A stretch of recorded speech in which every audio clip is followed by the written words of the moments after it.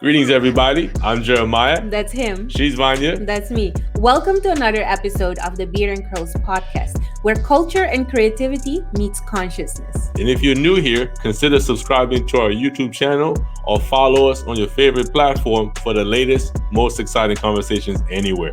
You ready? I'm ready. Cue that intro.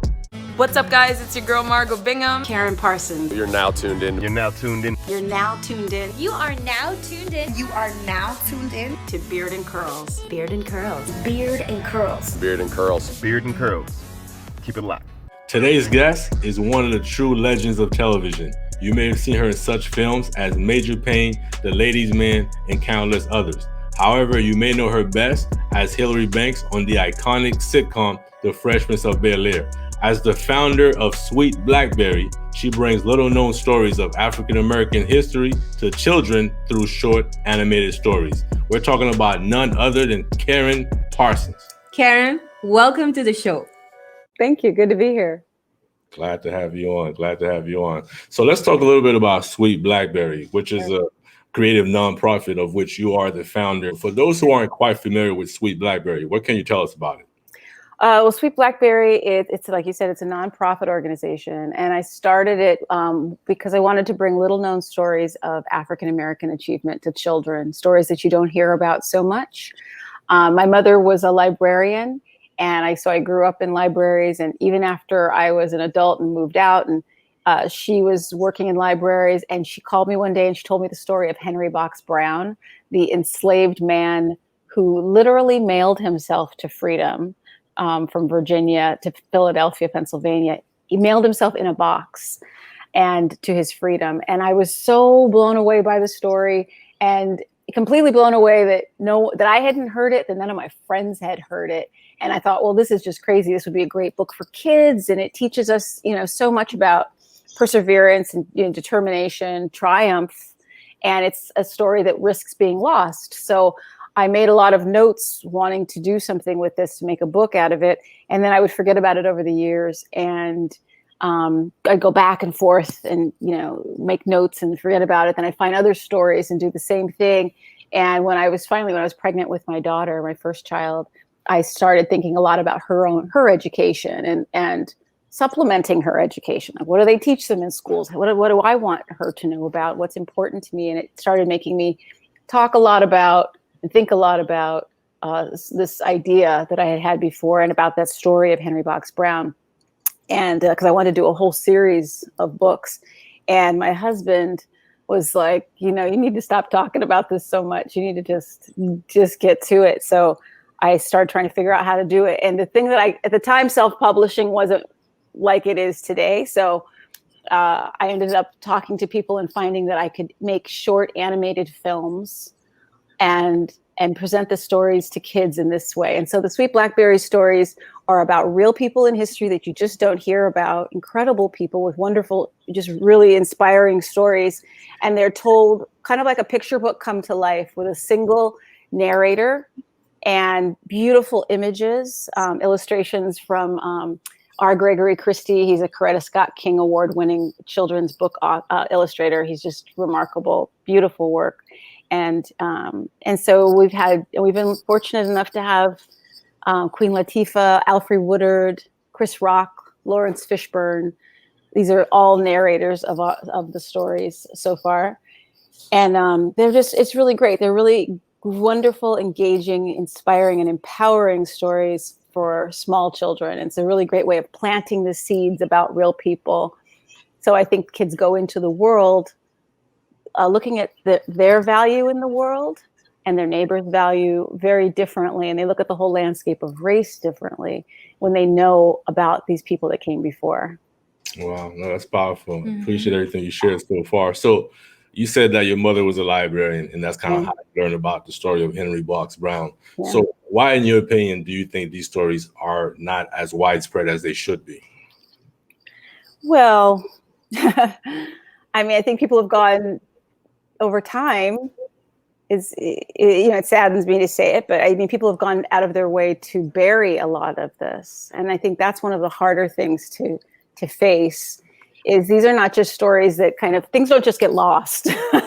things get painted over, things get reassigned to other people, things get swept under the rug or just not added in the textbooks.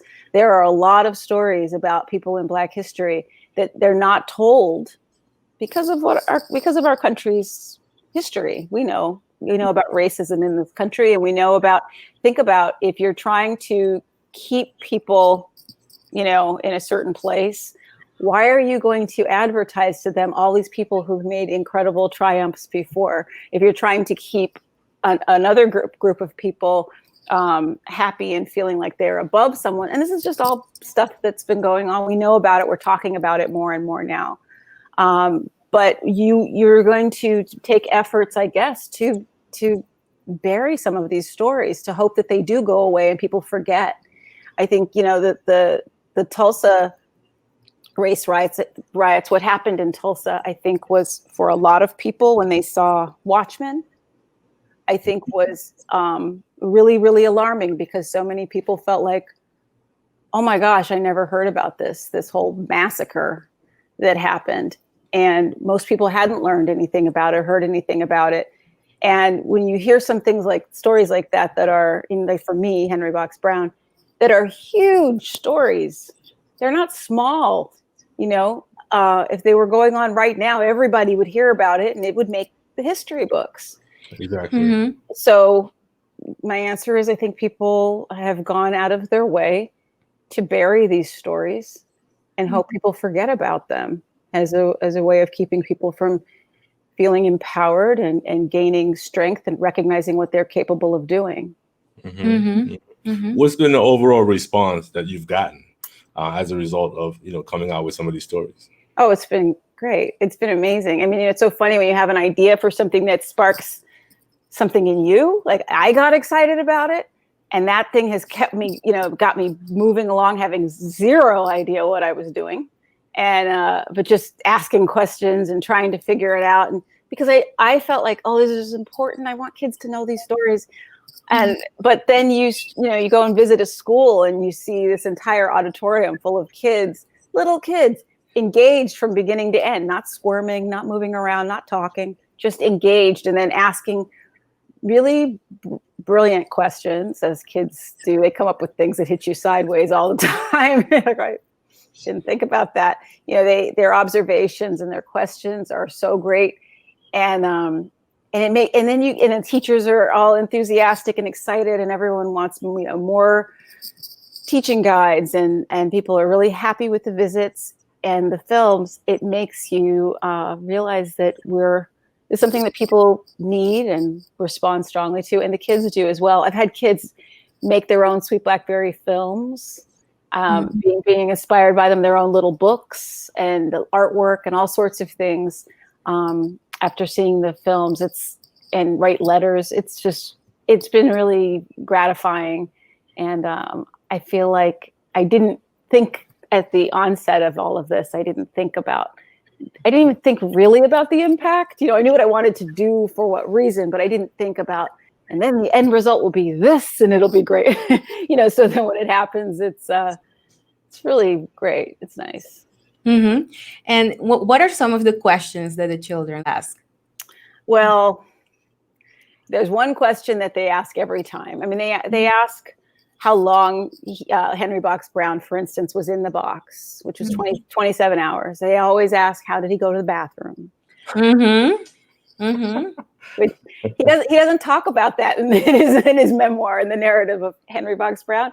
But they also, in every group, a kid always asks me, because what got Henry, one of the things that pushed Henry to do what he did, to take the chance he did and put himself in a box and risk not only being caught but dying in the box, is when he had a slave owner who allowed him to marry, and he married and he had children. But one of the things that he asked was, just don't ever separate us. And he was told that wouldn't happen. But he came home one day and his whole family was gone. Wow. And so I have that in the story. Henry's talking to different various animals on his journey, and that's how he's trying to explain to them this freedom thing that he's after. Like, why would a man get in a box? It's like he's trying to find freedom, and they don't understand because they're animals that run free, so they don't know what this means. So he's trying to explain, and he's explaining to one of them about family and about how his family, he came home to find that his family was sold away. Mm-hmm. And it's, you know, it's heartbreaking, mm-hmm. and it touches the kids. And in every single group at the end, one kid will always say, did he ever see his family again? Mm-hmm. And it's hard because you have to tell them the truth. Right. Mm-hmm. Right. Mm-hmm. And I kind of wonder, like, some of the same questions that the kids were asking, like, how did he go to the bathroom? Like, no. So I'm glad that you kind of clarified some of that. Like, well, that one isn't in his book, so that one's left to all of our imaginations a little bit. I hope he planned well. Maybe he didn't eat a lot or drink anything. Yeah, he brought a small amount of water. Maybe he knew exactly how long. I don't remember if he knew in advance how long the journey would be, but maybe he figured. Mm-hmm. You know, I can hold it. Mm-hmm. I don't know. Yeah, definitely. And so you talked a little bit about going to the schools and visiting the children at the schools. Obviously, with COVID, things have changed a little bit. Yeah. But in the times that you have gone, like, what does that mean to you to be able to do that? That's the best. That's my favorite thing to do. I love that. It's there's nothing better than going to the school, meeting the kids, screening a film for them. Like I said, watching them watch it and their reaction, and then talking to them about it afterward is it's really great. It's a lot of fun. And if there's, you know, if I'm able to, I can lead them in an exercise or a project. If not, the teachers can. And it's just such a great way to open up the topics. So many different topics about, obviously, a lot of things around race. But then there are things, there are always other things, like with Garrett Morgan. And we have a story, Garrett's Gift, which is about Garrett Morgan, the inventor of the traffic signal. And this is a young boy who had a really creative mind, but he always got into trouble until he was able to finally focus his energy. And that's when he started making his inventions. And, you know, so there are different areas that are, I think, interesting to children that they recognize. Things about family, things like that, other forms of determination. In the Janet Collins story about the ballerina Janet Collins, dancing, it's called Dancing in the Light. Janet Collins was asked at 15 years old to dance with the Ballet Russe de Monte Carlo, the Russian ballet. And it was unprecedented to ask a Black woman at this time. And she had to turn it down because they asked her to do it in whiteface. Wow. When you dance, you'll have to dance in whiteface. And she was only 15 and she wanted to dance with them so badly, more than anything, but she just couldn't do that. So, but the perseverance after that of like, well, having to recognize that this just signifies that I'm ready and that I'm great, that I'm really onto something here with this thing I love. And so she just pushed harder, and she ended up going on to be the first dancer on Broadway to win the Donaldson Award, the first Black prima ballerina, the first regular player at the Met, even before Marian Anderson, Black player at the Met. And so she became this world-renowned prima ballerina who just, you know, opened up doors for so many that came after her. So these things, there's other areas that it opens up for conversation, I think, with kids. Mm-hmm. Wow. And when you go to the schools, do you usually show one story or do you discuss several stories? We usually only have time in their school day for one. I have done a few where we've done two, or they've done it without me, or I do it with different groups. But usually one group gets one story because they have others. We have to do our, you know, questioning and stuff, and then they have to go to school. They have to do their other studies. Okay. And I wanted to also go back to something you said earlier, as far as like how people maybe try to keep this story suppressed and not really bring them out in the open. Yeah. How do you think some of these stories, by sharing them, by bringing them out, have kind of opened up the conversation around race or addressed the lack of diversity in the media? I think in the classroom, definitely for the teacher, it's a way in.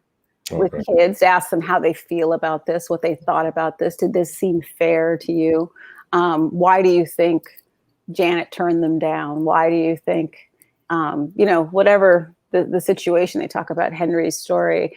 The most recent story we did was Flying Free, the Bessie Coleman story, which will also be a hardcover book. I'm happy to say that's going to be a children's book in December. I'm very excited about that.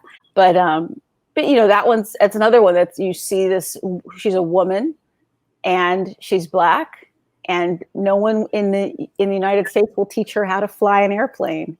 And it's a great way to open up that conversation about stereotypes in women as well as race, and talk about that with kids, and about, what's fair and what's not, and why things may be changed and people who tried to change them.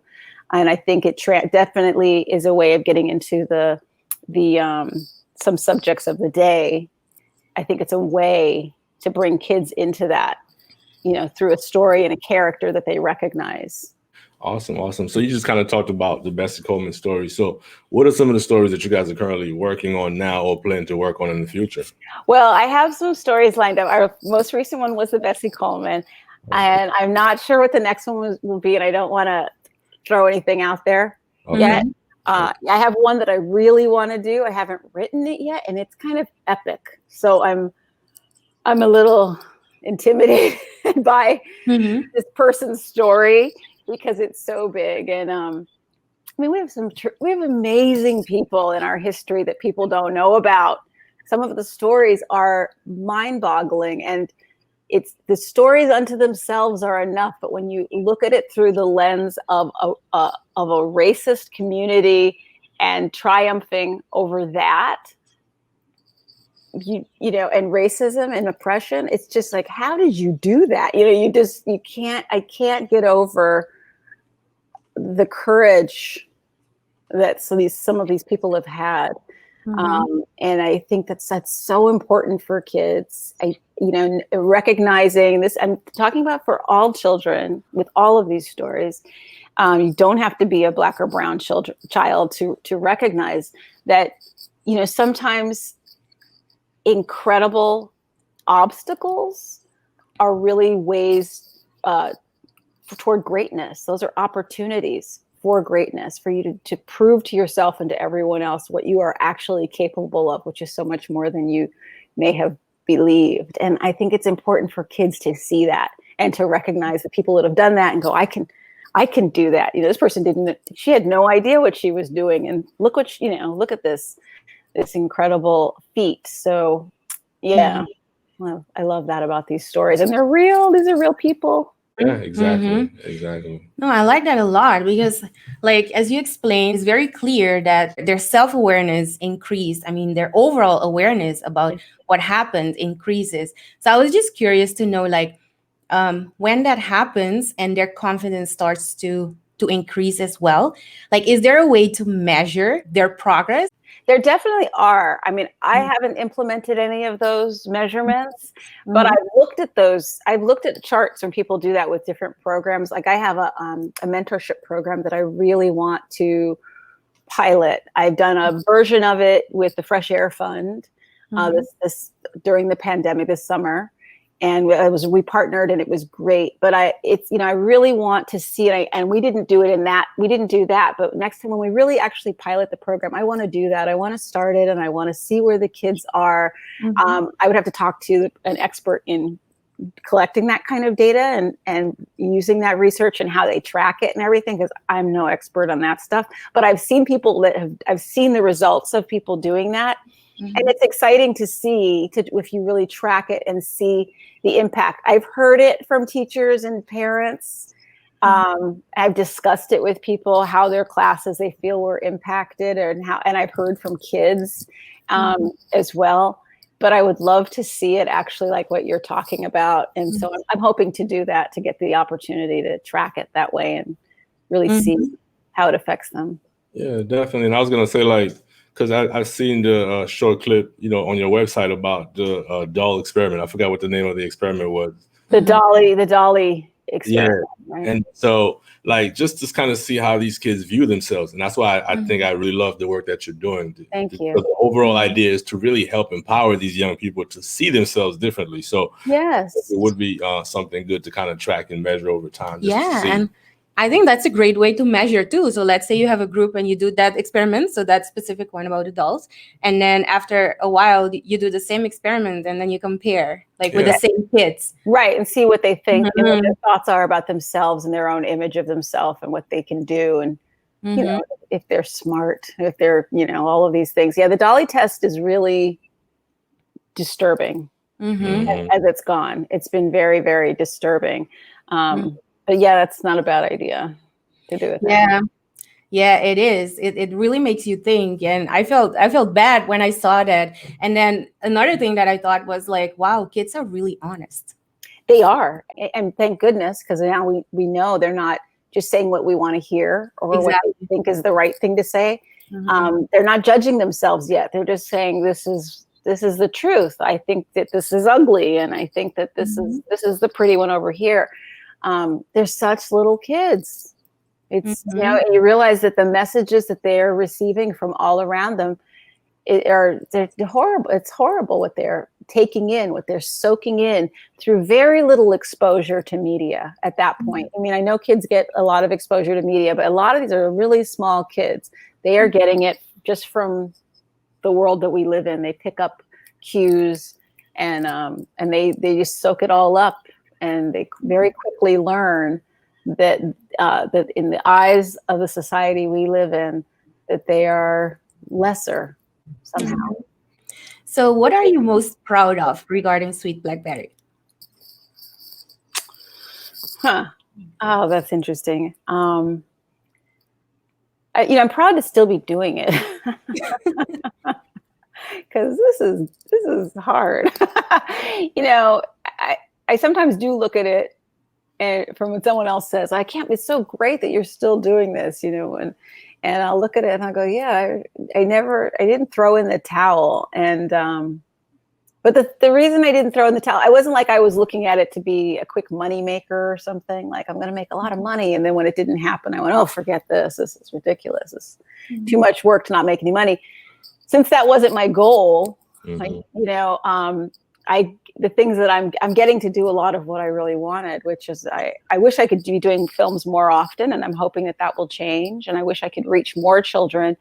But when I do reach them, when I am reaching them, when we make like the Bessie Coleman story, our last film, which I felt we did a book that, you know, it's so good that it makes me feel like I'm doing the right thing, like, you know what I mean? And I feel very, very proud of that. I'm very proud of the work. The Bessie Coleman story, I have to say, I almost didn't do Bessie Coleman's story. I always had it in my list. Always had it in my list of my top 10 stories. But I kept thinking, there's a lot of stuff about Bessie Coleman out there. Maybe I won't do her. But I would talk to people about, you know, I'd say, for instance, you know, Bessie Coleman. You know Bessie Coleman. They're like, yeah, the singer. And I go, no. The aviator, the pilot. They always thought I meant Bessie Smith. I mean, it just happened time and time and time again. And I went, you know what? Not enough people know about Bessie Coleman. You know, she got her international pilot's license 2 or 3 years before Amelia Earhart received hers. Wow. She had to, because nobody in the United States would teach her how to fly. So she went to France to do it. And we're talking about her going to France as a Black woman and Cherokee woman before she could fly there.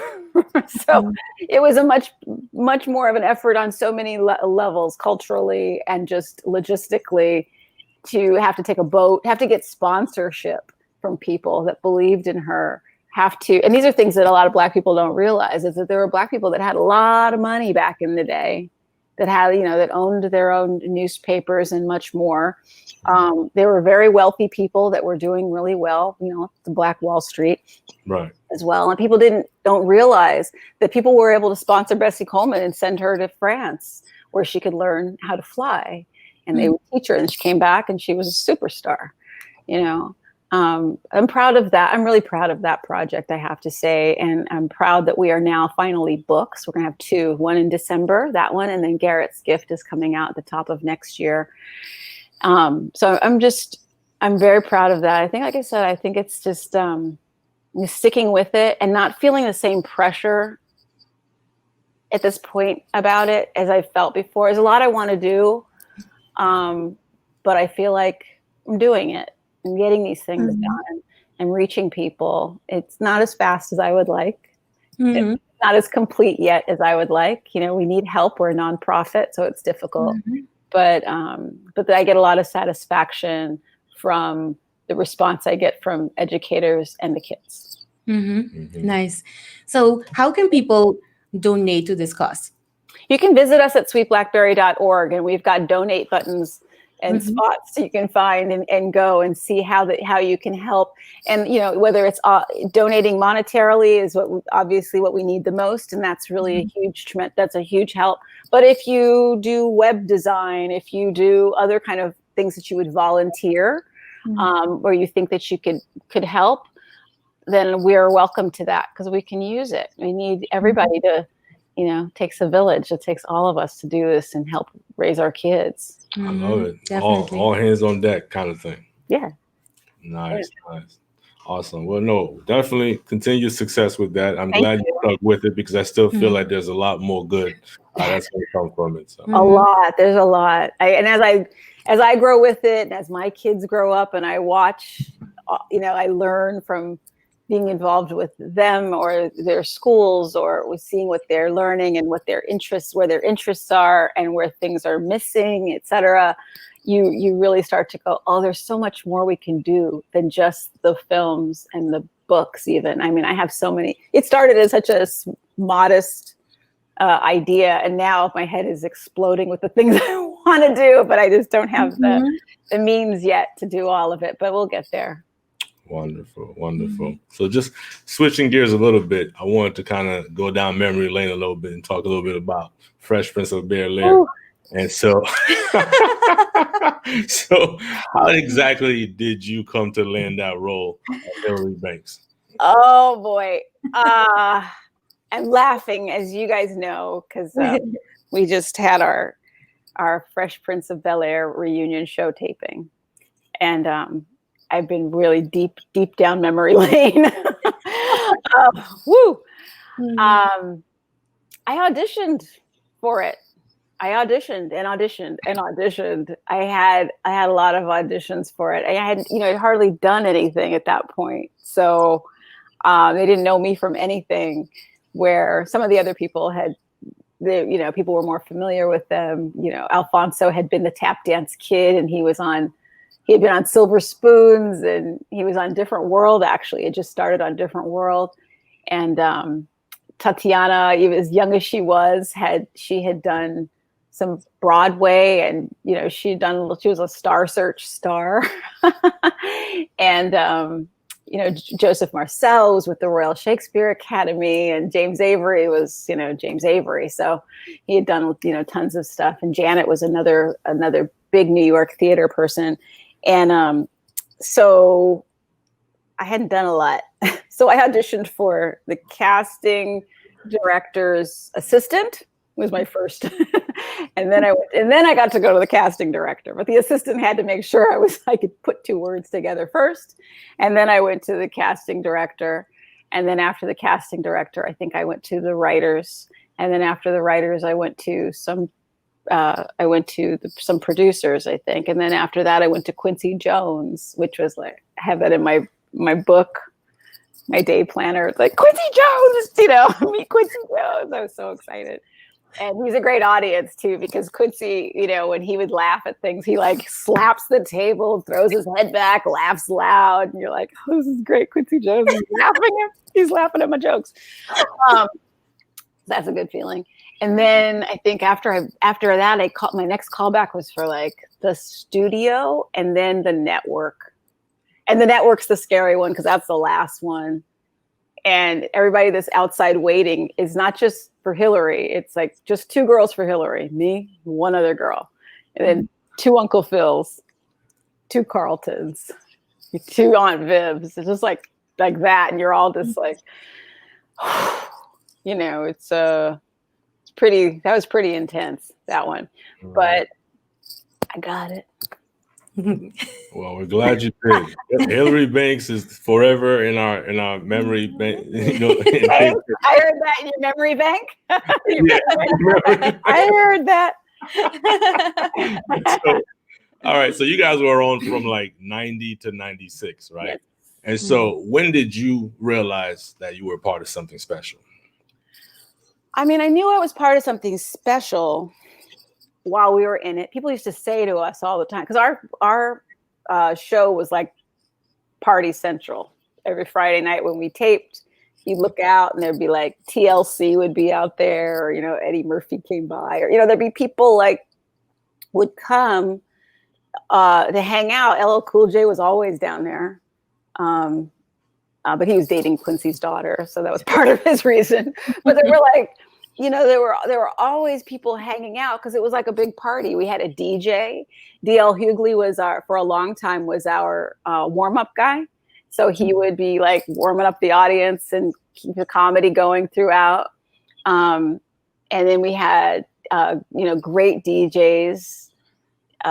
So there was great music all the time. So in between like setups, it was a party. Everybody was dancing all the time. Alfonso was doing his Michael Jackson impersonation. And it was like, it was bumping. We were just like, it was like the whole place there was so much good energy. So I knew, and people would say all the time, you don't know what you have here. You don't know what you have. And we were like, yes, we do. This is great. You hug each other. Your ass is the best. You know, we just thought this is great. And then you really, we knew when you leave though and go to another job, that's when you really realize what you had, because it's not like that anywhere else. From the first week, we clicked. We had like a 4-day week to do this thing they called a presentation. They didn't even call it a pilot. They were calling it a presentation. And we did it, threw it together really fast, but we fell in love the first week. We just clicked and had so much fun. And for 6 years, I was hanging out with people. I didn't want to be anywhere else. I never wanted to be at home. You know, I never wished I was anywhere else, but right there with them. It was great. Wow. That's great. And like, how long would it take to film one episode? A week. I mean, we taped it. So we would come in on Monday and we would do a table read. We'd all sit around the table, read the script, and the writers would listen to it out loud. And they could sometimes hear if things just fell flat or just were bad. It seemed like a good idea when they wrote it, but when they heard it, they went, oof. You see everybody's heads bend, make notes right away, like that's coming out, we're replacing that, you know. They could hear how the whole thing went together, how it sounded in our mouths. And then they'd go make their notes and adjustments, and we'd hang out a while or go to lunch, and then we get out on the floor once they had some changes for us. And we get out there with the director and start putting it on its feet. See where would you walk around and say these things? What's the blocking like? And we go home. And then Tuesday, you come in with a brand new script. They delivered pages to your house last night. You know, practically a brand new script, a lot of new stuff. And we get up we just go straight to the floor with the director, put it on its feet, figure out all the blocking from scene to scene, and then ask the writers to come in and see us do it. And they would watch us run it like a play from set to set, scene to scene. And at the end, this is another thing that was different from any other place. They would turn to us at the end and they would say, how did you feel? And we could say, you know, I have to say in that scene with Will, that felt really weird for me to be talking to Will about that. I think I'd be talking to my mom about that first. That felt really forced and strange. And so they all make their notes and they listened to us. And James Avery was very big on the integrity of the show and the representation of a Black family. That was another thing. James was, I mean, everybody was, I think, that really felt usually it was usually James and Janet or James and Daphne more so. But James was very big on, you know, he's like, this I don't see in a Black family happening. This would not go down like that. We didn't have a lot of Black writers. So, they wanted to hear what we had to say. They wanted to take these notes and listen. They wanted to hear and listen. They were wonderful. They gave that to us from the beginning, in all aspects. Had something that would say, there was one season where there was a lot of like, Hillary enters wearing a skin tight, see-through, practically like see-through dress kind of thing. And I would go, oh my God, here we go. Here somebody spills water all over the front of Hillary's white t-shirt. I'm like, no, you guys. That's not going to work. That's not, we got to get that out. There's like, you say, you guys know, come on. And they go, I thought it was very funny when they wrote it, but they were going to see if they could get it by. But they were good about listening to us, and it would do that all the way through those kind of run throughs, Tuesday, Wednesday, and then Thursday, was the cameras came in and they did their blocking with us. We ran through it with our clothes to make sure that all worked. And then Friday we brought a live audience. We did it all day without an audience, and at 7:00 a live audience came in, and we shot it for them like a play, just from beginning to end. Tried not to stop. Wow. I was going to ask you about that because I know that it was recorded, taped in front of a live audience. So how is it to kind of keep everything together, like, and not crack up? Because you had a lot of characters on there, like you said, Alfonso doing the Michael Jackson, and Will, we know it could be a goofball. So what was that like to kind of keep it together?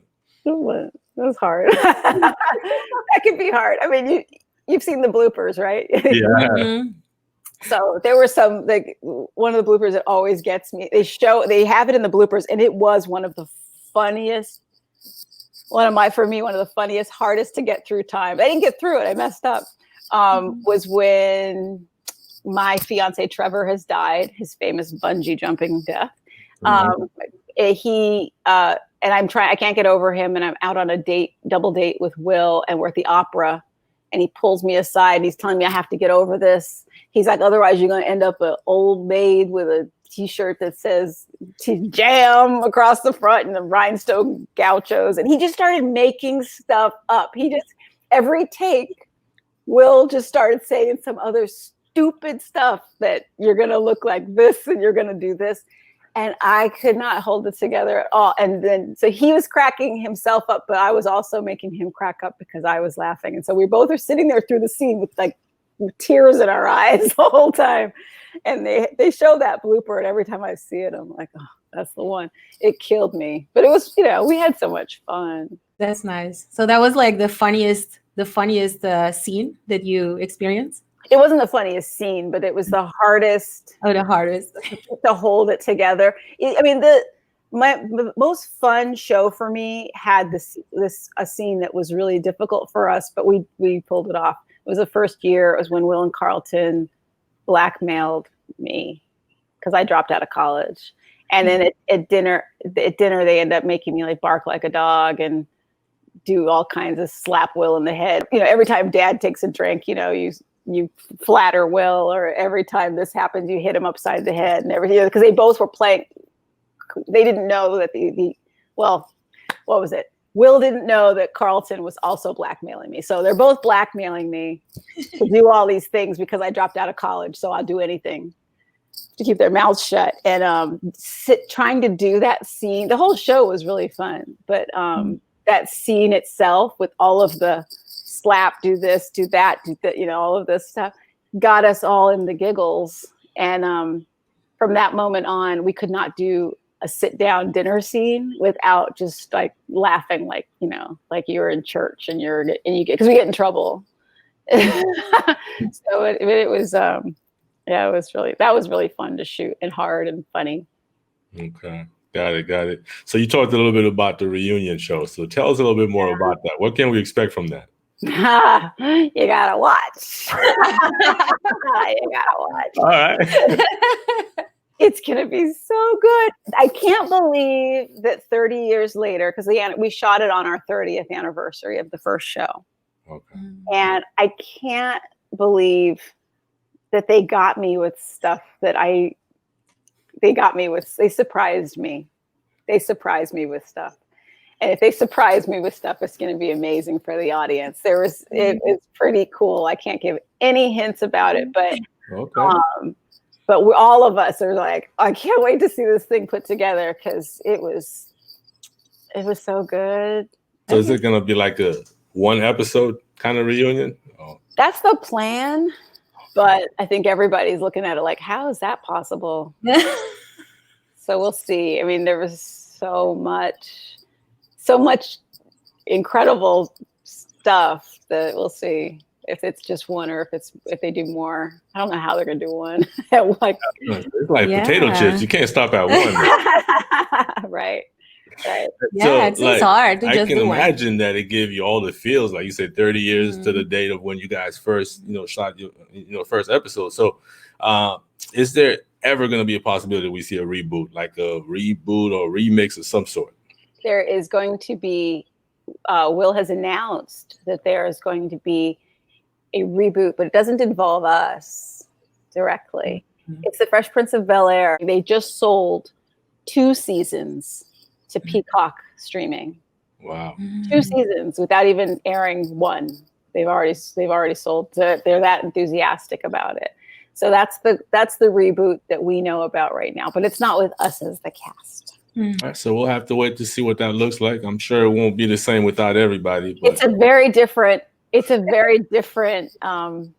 incarnation entirely. When you see it, you'll go, wow. I mean, so I'm really excited to see it and to see how they go about it. Because we're talking about 30 years later. Things are very different right now. The climate is very different. I mean, we talk about all the time what it would be like to even be shooting the sitcom in the current political crisis that we are living in right now. Like I can't, things are pretty intense right now in the world on many levels. And you can't ignore that when you're making something. You can't pretend that's not going on right outside your door. Exactly. Yeah. So it'll be very interesting to see how they handle whatever is going on as they shoot that. And we'll definitely be on the lookout for that reunion show. I'm sure that's going to be an instant classic. So I will definitely be on the lookout for that. Yeah, I think it's going to be really good. She's like, I can't say I'm anything excited. more. My body is still, I'm still reeling from it. It was emotionally very, like I said, very surprising. I went through the gamut of it, of feeling stuff. We all did. Yeah, it was a really soggy day. We were all like, oh, it was good. Awesome. So then what can we expect from you going forward? Like, what should we be on the lookout for from Karyn Parsons? Well, I had last year, my first novel came out, How High the Moon, and published by Little Brown. It's a middle grade novel. And so that just came out in paperback. And that's How High the Moon is about a young girl growing up in the Jim Crow South who's she's light skinned. She lives with her grandparents and her cousins who are Black. Her mother's up in Boston. She lives in a little town outside of Charleston, South Carolina. And her mother, who's also Black, is up in Boston trying to be a jazz singer. And she doesn't know who her father is and if maybe he's white, because she's teased a lot. And she gets the chance to go visit with her mother, and she gets some clues as to who her father might be, learn some things about her mother that she didn't expect. And when she goes back down to South Carolina, learns that her good friend George Stinney Jr. has been arrested and charged with murdering 2 little white girls. And this was based on a real person. George Stinney Jr. was a real person. He was a 14-year-old boy in Alcaloo, South Carolina, who was wrongfully executed for the murder of 2 little girls, the youngest person ever in our country to be executed. And when I would do my Sweet Blackberry research, I often came upon George's picture because of little known stories. And it's not an inspiring or an empowering story. His story is absolutely heartbreaking. Many years, decades after he had been executed, his trial was brought back up and retried, and they found that it initially had been a total sham and it was thrown out. And he was exonerated, but this is way after the fact. Mhm. So I wanted people, I would talk again about George, like a lot of these other stories, and nobody knew who he was. And I really always wanted to be able to tell people who he was and let people know about him. I thought it was important. And I was writing How High the Moon based on kind of my mom's childhood and me stepping into my mom's shoes, because my mom grew up in the 1940s in a little town outside of Charleston, South Carolina. It turns out that George Stinney also did. His Alcaloo was not far from Charleston, South Carolina, around the same time as my mom. And so it just made sense that I could bring him in as one of my protagonist, Ella's friends, and be able to share his story with people. Wow. I think that story is still very relevant today Yes. for what we're going through. So Yes, definitely. powerful. Yeah. So I have that just came out in paperback, and I'm working on another one right now.